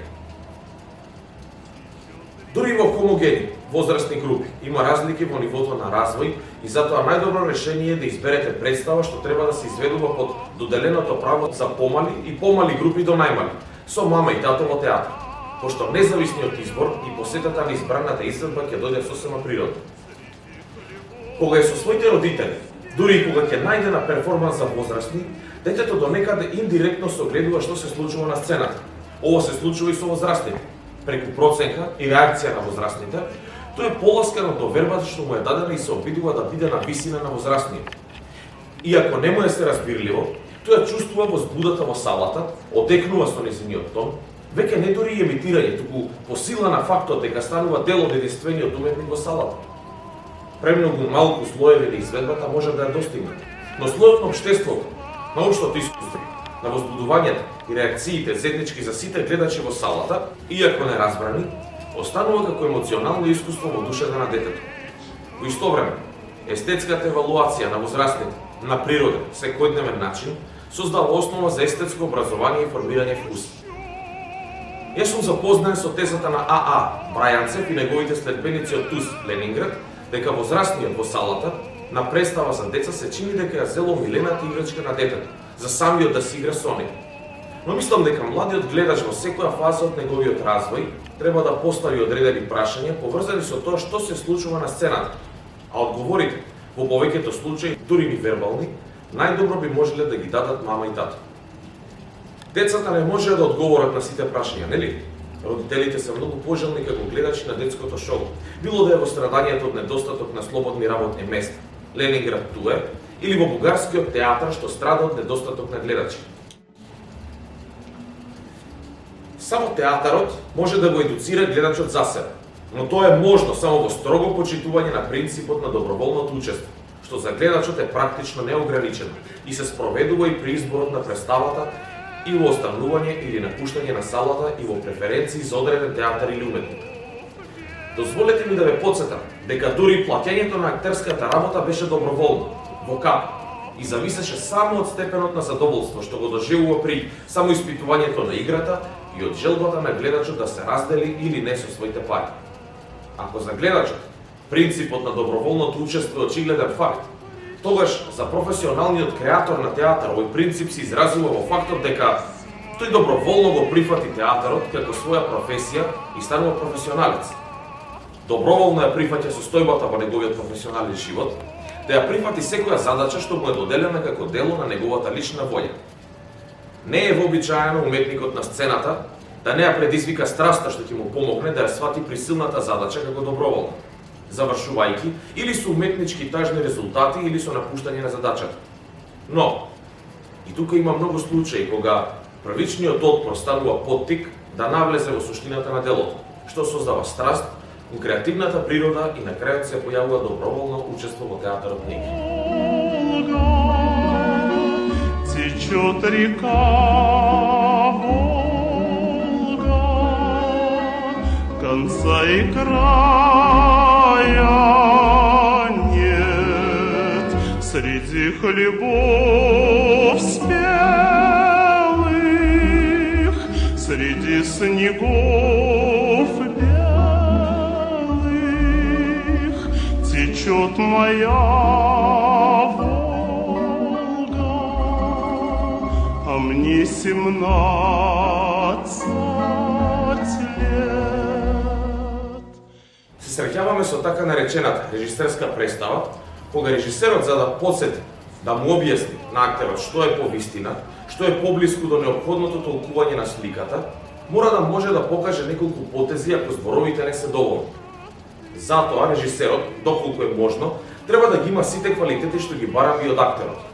Режисерот мора да може да ги игра сите улоги, и машки, и женски, да биде многу добар психолог, да биде авторитет во сите области, особено во однос на вкусот, да има што повеќе знаење, да го подигне културното ниво на целиот тим со кој работи. Треба да го научи, а во исто време и тој да учи. Режисерот мора да го сака актерот, да не му наметнува интонации, да не ги наметнува неговите бои спротивно на волјата на актерот, туку да го поттикне актерот да го води така што да најде потребната форма на действување. Режисерот мора да го зарази актерот со толкувањето на улогата, да покаже и да предложи со своето покажување што бара на сликата, за да може да го убеди и запали актерот за работа. Без разлика голем или мал, бидејќи малата, но добро и внимателно направена улога може да се сака на овој начин, а никогаш и повеќе, отколку така наречената централна улога. Во исто време, режисерот мора упорно да се стреми кон постигнување на потребниот цртеж и изразување на идејата за представата, што претходно ги истакна заедно со учесниците во неа. Актерот е материјал за создавање на сценската слика, кога посегнуваме по представата Мечка од гениалниот Чехов. За разлика од другите уметности, актерот во креативниот процес е и творец-уметник и материјалот кој уметникот ја создава сликата. Актерот мора да репродуцира со помош на неговиот материјал, сликата замислена од него заедно со режисерот. За ова мора да се оправдаме што е можно подетално, да исцртаме во нашата имагинација сликата што треба да направиме, да го разбереме неговиот внатрешен мир, да разбереме врз основа на каква реалност, под влијание на кои причини се појавија и развија менталните квалитети и конечно да се види неговиот изглед. Односно, да се најде формата на изразување што најцелосно и експресивно ќе одговара на идејата што создадовме за дадената слика. Кога преговараме и ја разбираме сликата, така да се каже, и објаснуваме со зборови.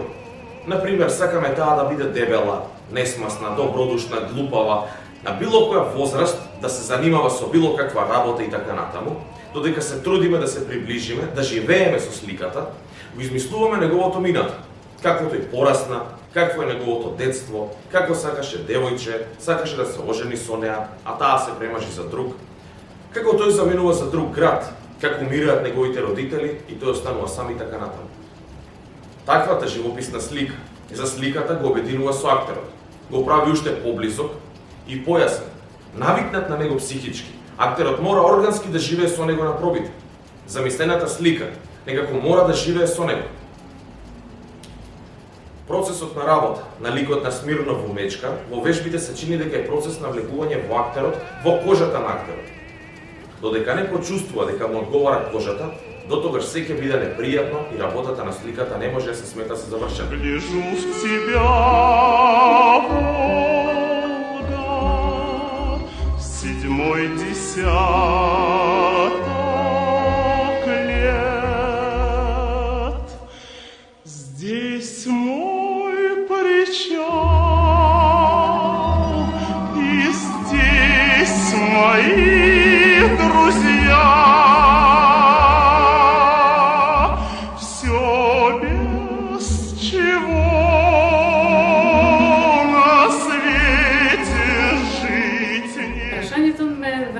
Наназад години, веројатно 70-тите и кусор години, кога уште бев студентка на Факултетот за драмски уметности, во класата на младиот Владимир Милчев. И тој за дипломска представа ми ја дава Вишновата градина. Во класата бевме, еве сега да го апострофираме, Чевревски, Кире Печијаревски, Благоја од Битола, Сребре Ѓаковски исто од Битола, од Веле Сацо, од Скопје беа Виолета Диме Илиев во Драмски театар, Снежка единствена во Македонски народен театар и од Турскиот театар Фифи. За мене беше шок кога ја добив таа улога, затоа што се сметав недоволно возрастна, некаде втора-трета година на факултет, да играте таква сложена задача, меѓутоа тој рачунајќи или сметајќи на нашата не возраст, ами на нашиот капацитет, на нашиот темперамент, на нашата, ајде и на талент, да кажам, сметал дека таа улога може да ја изигра една малечка Снежка. И тогаш за мене тоа беше една непозната тема, без оглед на тоа што јас читав руски драматурзи, руски писатели и нашата прва едукација беше од Станиславски. Јас ги преведував неговите текстови, тие послужија и како едни документи за посетување настава кај нас, обука на самите часови. Едноставно, мислам дека не бевме доволно спремни да ја играме представата, како дипломска, и мислам дека фативме само една хоризонтала во тој дел. Отпосле станав свесна што е задачата, што е тоа што треба да го играш. Веројатно го учиш само на памет и само го слушаш режисерот, што е тоа што треба да го направиш на сцената.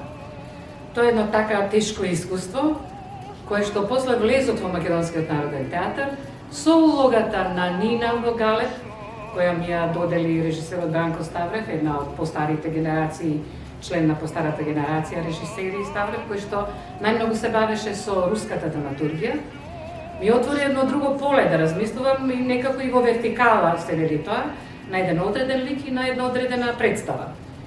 И за мене беше шокантно откритието дека може ете малата Снежка да биде и Нина во некој одреден момент и дека партнери ми беа тогаш Еро Темелковски и актерот од Драмски театар. Така што за мене е едно искуство кое што ми даде сила, можеби, и самочувство дека може да се твори, да се копа и да се развива еден лик во двете линии, и хоризонтално и вертикално. И мислам дека запознавањето со Чехов ми понуди некое друго осознавање, не само чиста филозофија во животот, ами едноставно како да постапуваш во животот, не е само зборот првиот, ами што е тоа што се крие под зборот, а што е тоа третото, што е дејството во зборот. И требаше да помина 20 години за со новата генерација режисери, Трајче Георгиев, да ја постави Вишновата градина. Не верував дека може на таков концепт да се постави таа представа, сметајќи нели на старата гарда, кој е тој дух што треба да се постигне. А овде во случајот Трајче Георгиев направи една филмска варијанта на постановката на Вишникот и каде што ми ја довери таа задача. Може би поводно и заради јубилејот, но тоа подоцна беше за јубилејот. Прво беше одлуката, значи да се игра таа представа.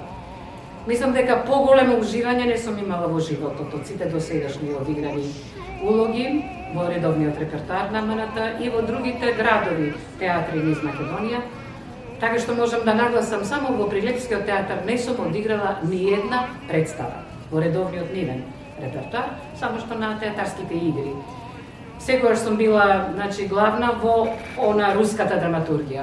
Да не ја спомнувам, нели, Женитба од Гоголј, каде што ја игра благата улога Агафија, некако тие ми беа сродни души, што се вели. И сакав некако да се отвори и душата на актерот, за да може комплетно да бидете со сите актери, партнери на сцената. Секогаш сум мислела дека мора да го послушам режисерот. Тоа е тој главниот што ги дава насоките. Концептот прво го дава, а потоа насоките на сите ликови. И едноставно јас сум таков актер кој што не ја учи само својата улога, ами го чита делото. Го препрочитува 1000 пати, а посебно биографијата на авторот. Така што јас бев подкрепена и поинаку во текот на работата, посебно во работата со Ставрев, кој што велеше не треба ништо да ти кажувам, ти се знаеш. Бидејќи јас инсистирав да ми објасни, да ми каже што е тоа што го бара во оваа сцена. Дека мислам дека не сум ја допрела точната линија на ликот. И тој вели, знам како работиш, јас те оставам, ти оставам пространство, одбери го ти сама патот. За мене веројатно беше еден чуден концепт, затоа што сметав дека мора да има ред и дисциплина и во театарот, затоа што по таквото нешто можеш да градиш една зграда, инаку ако не одиш по тој пат, мислам дека зградата ти се распадна, односно представата би се распаднала. Во соработката со млада генерација, со Трајче Георгиев, кој што имаше режија исто на 3 сестри во Србија, во Врање, едноставно видов друг принцип на работа, кој што веројатно ни е последица од бугарската школа, ние и двајцата бевме на надвис, јас на режија, тој на пантомима. Едноставно тоа ни покажа дека постојат минимум 3 правци во однос на работата режисер и актер, а посебно на драматургија руска, дека е потребно да се слуша режисерот. Тој го има главниот концепт и само така верувам дека може да има комплетен сценски театарски перформанс. Мислам дека е недоволно, изискува поголем број часови, она што Илија Милчин беше предводник на таа историја на драма и светски театар, каде што обрнуваше посебно внимание. Е италијанска школа, е другите мајстори, не, ама посебно на руската, значи имаше поголем осврт. Посебно за Чехов и за Гоголь, мислам дека треба поголем број часови, бидејќи тоа е тоа што те храни. После тоа ти можеш да го избереш начинот. Можеш да избереш од сите тие филозофски правци еден кој што одговара во една одредена представа. Мислам дека ние го имавме големото количество на храна во тој поглед. Тоа се тие генерации. Веројатно новите генерации имаат нов принцип на работа, се е тоа скратено, дал ќе биде 30 минути часот, нели, дал ќе биде 50 минути часот, или ќе бидат основни 2 часа во обуката. Мислам дека потоа луѓето, младите сами не се дообразуваат, едноставно се ослонуваат само на тоа. После тоа имаме проблеми и на самата сцена. Нема да знаат како да се движат. Она што вели Джипунова, едно со друго, вели, мора да се надминува зборот, односно песната мора да го надмине зборот. А потоа песната мора, значи, во движење да се види. Така што обуката, се надевам, образованието мора да се насочи покомплетно и посложено во секој случај. Може би е лесно од овој поглед, од оваа возраст да го кажеш тоа, но пак ќе кажам дека сум несигурна да го искажам. Ќе се навратам на последната представа најкратките драми на светот, каде што финалето на таа представа, на малата сцена, е ставен монологот на Нина, после 2000 години. Што значи се наоѓам во таа ситуација сега, каде што всушност го правиш, го заокружуваш кругот, и професионален и животен, да го кажеме, и Нина после 2000 години ќе каже едни реченици кои што и денеска се актуелни.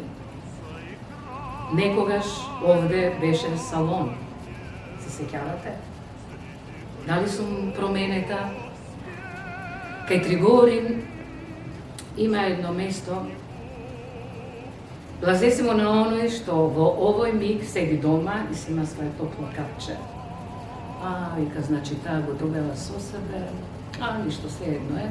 Но кога ќе го видите Тригорин, кажете му, не кажувајте му ништо, јас сепак, јас го сакам. Да. Синоќа поминав во паркот, за да видам дали се уште стои нашата сцена. И таа се уште е жива. За прв пат заплакав по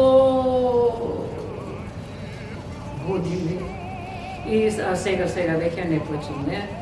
Јас сум галеб.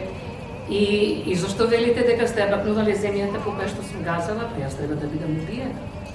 Јас сум галеб, ама не е тоа. Јас зборувам за театар. Главно во нашата работа, било да играме на сцена, или да пишуваме, или да говориме. Не е главно славата, блескотот, се она за што сме мечтаеле, може би. Главно е да умеш да го носиш крстот, да умеш да го поднесеш страдањето, болката.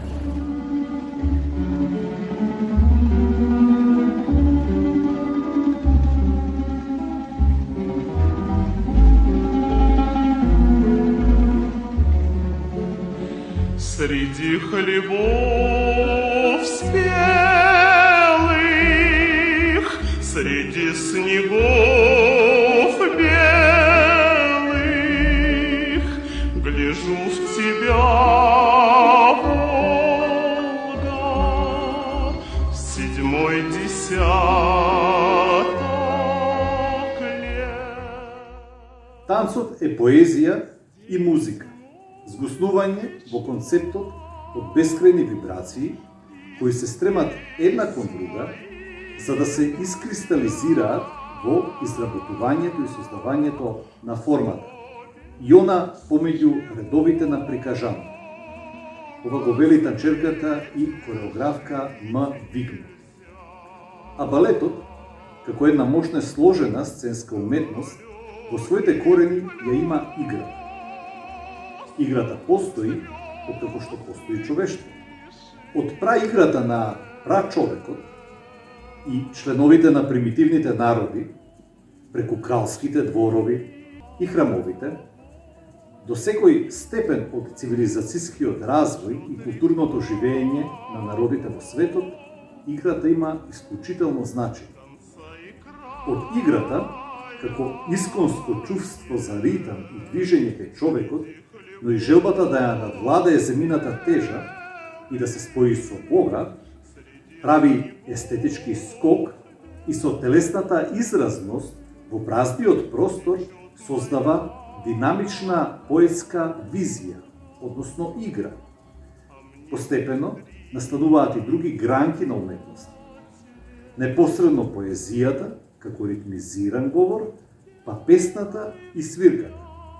Или двете заедно, музиката.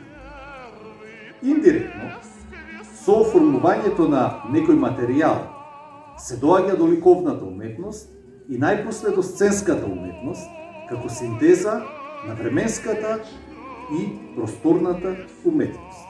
Простор секогаш отворен за цивилизацијското искуство на човек, кој, антиципирајќи го времето и просторот, внесува во него креативност, како една од најдлабоките делови на човековата природа.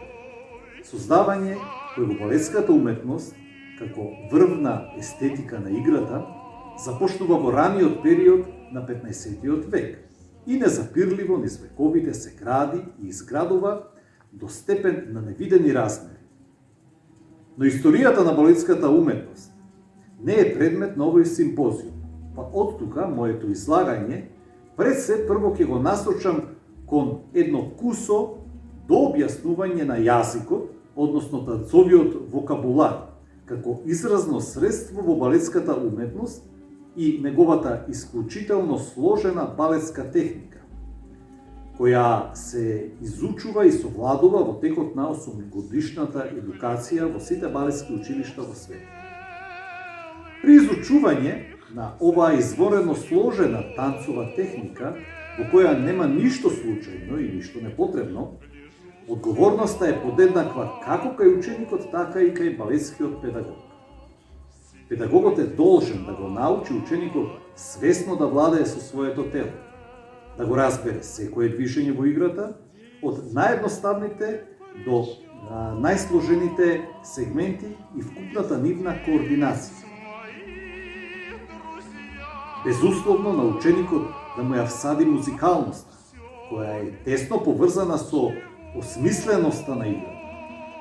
Притоа, тој е должен да ги пронајде грешките при начинот на изведбата и движечките елементи и да му го олесни патот до постојаното усовршување во текот на секојдневната едукативна пракса.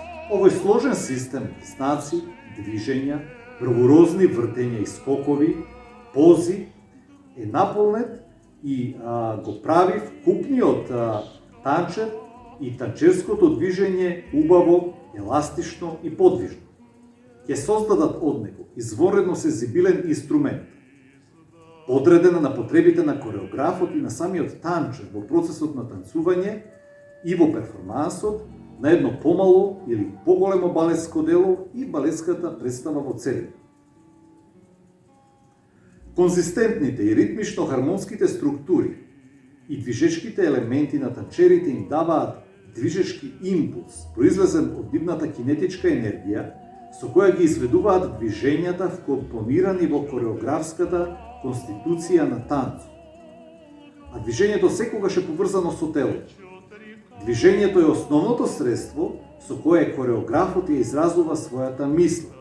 Идејата и драматуршки го разработува либретото во големите класични балетски дела. А танчерите со енергетскиот напор и внатрешниот порив преку движењата ги обликуваат ликовите во делото. Им даваат индивидуален печат изразувајќи го нивното расположение и длабоки емоции. Тоа се основните принципи во филозофијата на балетската уметност низ целиот нејзин историски развој. А историјата на балетот е историја на кореографијата и кореографите кои ги создаваат балетските стилови. Романтичен, класичен, неокласичен, модерен, национален, со карактерните игри или современ, односно contemporary dance. Поменуваат начинот на интерпретацијата кај танчерите и креираат дела со антологиска вредност, воздигнувајќи ја балетската уметност до врвни креативни достижи. Втемелени врз класичната балетска техника, комплементарни, испреплетени без строга граница помеѓу себе, со исклучок на современиот contemporary dance, кој се појавува во втората половина на 20 век. Еден нов филозофски концепт абстракција. Танц без емотивност и нарација, базиран врз идеи и препознатлива интелектуалност. Ново, поголемо, случајно, неконвергентно по форма и стил, со одредени исклучоци во врвните творци кои кулминираат во култните личности како Мерси Конингем, Трис Браун или Пина Бауш и други познати имени. Идеја и интелектуалност преточени преку говорот на телото. Говор кој не е ниту едноставен, ниту наивен. Честопати танцовиот вокабулар се доближува до природното движење на човекот. Движења математички изброени, ексцентрични, символични, асиметрични, симетрични. Врз принципите и искуствата од балетската уметност во светот кон крајот на првата половина на 20 век се ставаат темелите на балетската уметност во Македонија. Се раѓаат првите микуци на балетските уметници кои го трасираат патот за развојот и растежот на едно ново за нас уметничко искуство. Со isforsirano и незапирливо темпо се оди напред во пресред на новите предизвици. Се прошируваат уметничките димензии, а најхрабрите смело се чопируваат во сферата на балетската уметност, базирана врз руската класична балетска школа. Патот кон целта води преку правилната едукација и обмислената репертуарска програма. Во почетокот, со големите класични балетски дела, но стремежот не води кон следењето на новите тенденции на балетската уметност во светот. Се раѓаат и оживуваат нови естетски форми и стилски разнообразни делови од романтичниот и класичниот и неокласичниот и од модерниот и од националниот со елементи од богатиот игран фолклор на Македонија. Во 7-деценискиот историски креативен развој и со стремеж кон лирската убавина, македонскиот балет континуирано продуцира нови кадри, танчери, педагози и кореографи. Балетски уметници кои со своите креации како одраз на духот и телото, на времето и просторот, ги прошируваат хоризонтите на творичката димензија на балетскиот ансамбл. Ги сублимираат старите и нови тенденции. Класичната балетска техника и елеганцијата на движење ги бои со естетиката на модерниот, истовремен балетски израз, приближувајќи се при тоа до сензибилитетната нова генерација влюбеници во балетската уметност и кон љубителите како консументи на истата. Меѓу бројните личности, уметници, интерпретатори и креатори на балетската уметност во Македонија е Јагода Сланева, првенка на македонскиот балет, со богат интерпретативен опус како носителка на бројни солистички, но и главни роли од богатата репертуарска програма на балетскиот ансамбл при некогашниот Македонски народен театар, а подосна МОБ, Македонска опера и балет. Лирска балерина со широк распон на нозете и убава развојна линија на рацете. Лесна и етерична, со сигурна и често изведувана класична балетска техника. Во 1991 година, со улогата на Марија, главен женски лик во балетското дело на Борис Ајфов, Пакшиш Царејска фонтана во кореографија на гостинот од Полска, Витолд Бороковски, го изведува првиот дел од патот во балетската уметност. Местото првенка на балетот им го отстапува на особено талентираните балерини од помладата генерација, обидувајќи се при тоа што поуспешно да им го пренесе своето знаење и искуство како балетски педагог и како репетитор, а уште повеќе како кореограф. На 3 јули 1996 година во продукција на Дирекцијата за култура на град Скопје во рамките на Скопското културно лето во дворот пред руинираните зидови на некогашната учителска школа во населбата Итадија беше изведена балетската представа Три сестри, работена според истоименото дело на Антон Чехов. Либрето, кореографија, режија и избор на музика Јагода Сланева, сценографија Валентин Светозарев, костими Елена Бончева, светло Петро Димитровски, музички соработник Христо Бојаджиев, драматург Маја Мисевска, продуцент Александар Хаджиманов. Со учество на познатите балетски уметници Тања Бујесич-Тодоровска, Александра Мијалхова, Катерина Кипровска и Горан Божинов. Трансформирањето на едно уметничко дело од еден во друг медиум, користејќи сосема друг систем од знаци, а при тоа да се сочува во најголема мера автентичната уметничка вредност, е мощен и ризичен потек. Уште повеќе, кога станува збор за Антон Павлович Чехов, еден од најпознатите новелисти и драмски писатели во светската литература и драматургија. Неговите дела ги спојуваат и синтетизираат вредностите на двете епохи, класичната во залез и новата модерна која доаѓа.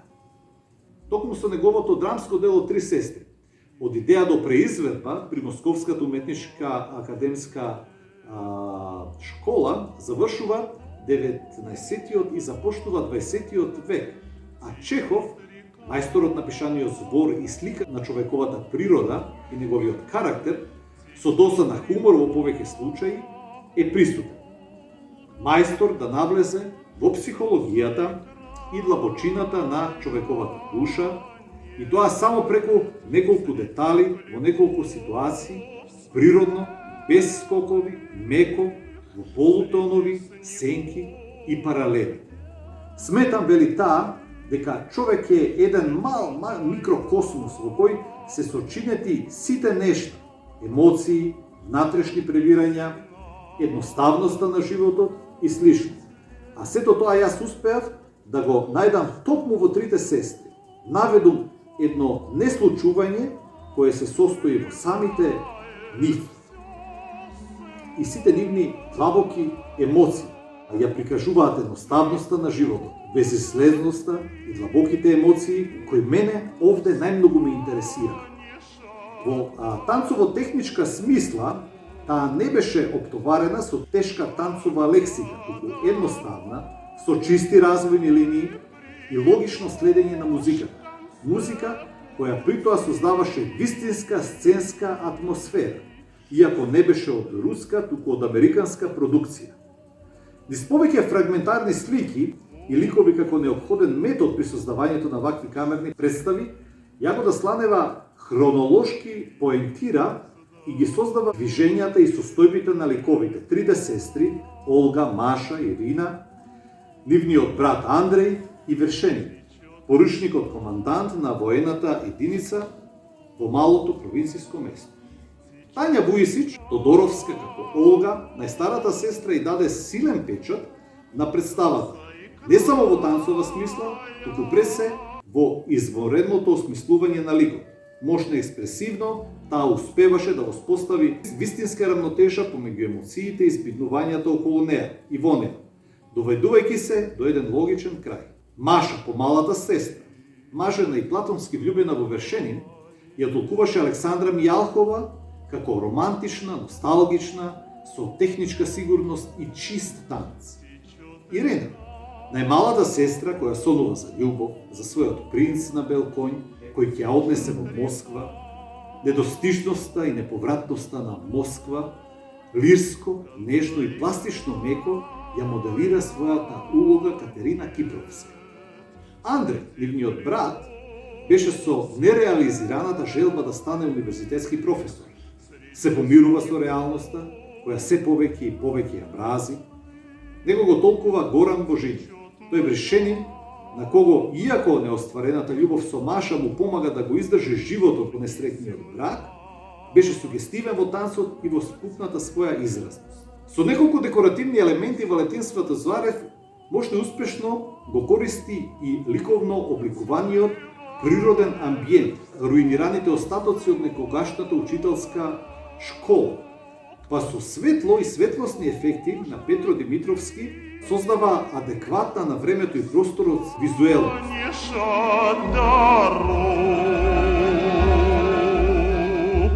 Когда домой придешь в конце пути, свои ладони в Волгу опусти.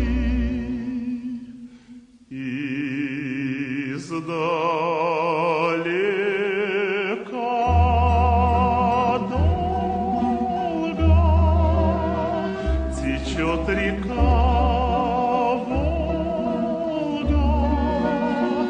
течет река Волга, конца и края нет среди хлебов спелых, среди снегов белых течет моя Волга, а мне уж 3